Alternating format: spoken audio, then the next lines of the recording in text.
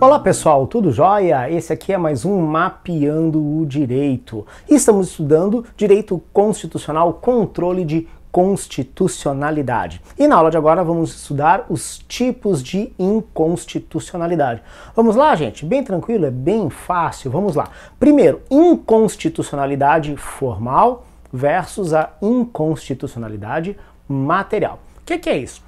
A inconstitucionalidade formal é quando o Poder Legislativo produz uma norma jurídica em desrespeito às regras de procedimento, às regras de processo legislativo. A Constituição Federal, bem como as estaduais, trazem regras sobre como fazer uma lei.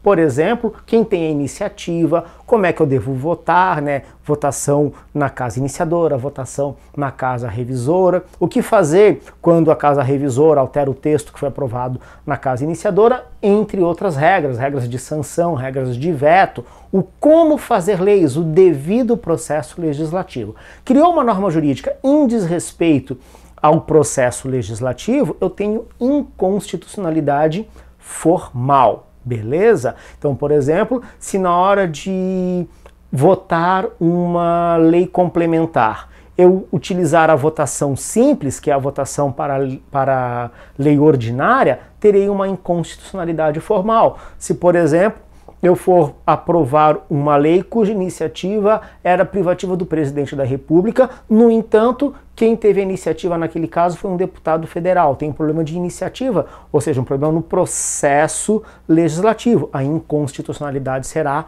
formal. Já a material é quando ocorre um problema com o próprio conteúdo da Constituição Federal.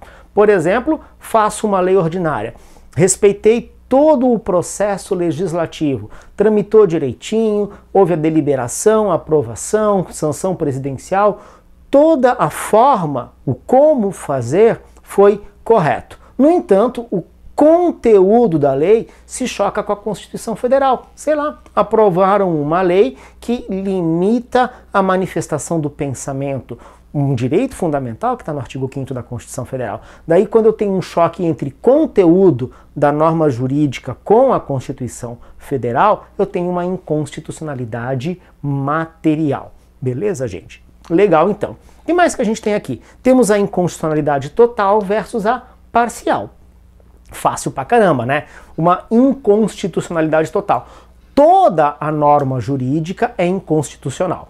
Por exemplo, quando eu tenho uma inconstitucionalidade formal, que uma norma jurídica foi criada em desacordo com o processo legislativo, em desacordo com as regras procedimentais de como fazer lei, eu sempre terei uma inconstitucionalidade total.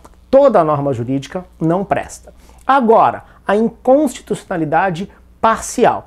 Uma norma jurídica, ela pode ter, desde que ela tenha sido feita de acordo com o devido processo legislativo, ela então não tem inconstitucionalidade formal, mas materialmente o seu conteúdo pode ter alguns trechos, alguns dispositivos daquela lei que estão em desacordo com a Constituição e outros não.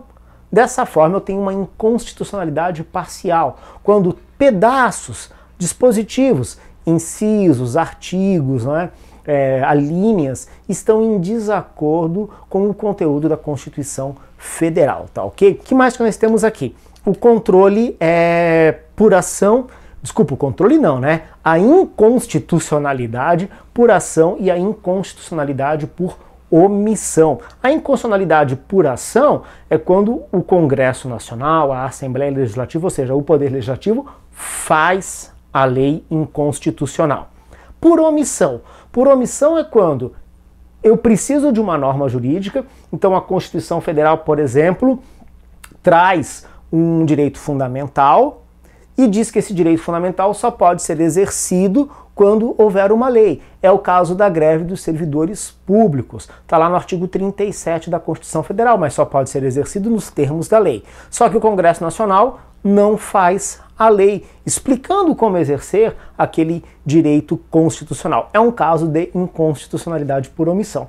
Quando eu tenho, então, o não fazer do Congresso Nacional, ou seja, quando o Congresso ou a Assembleia Legislativa deixa de realizar o ato que a Constituição determina, vai dar aso para um mandado de injunção ou para uma ação declaratória de inconstitucionalidade por omissão.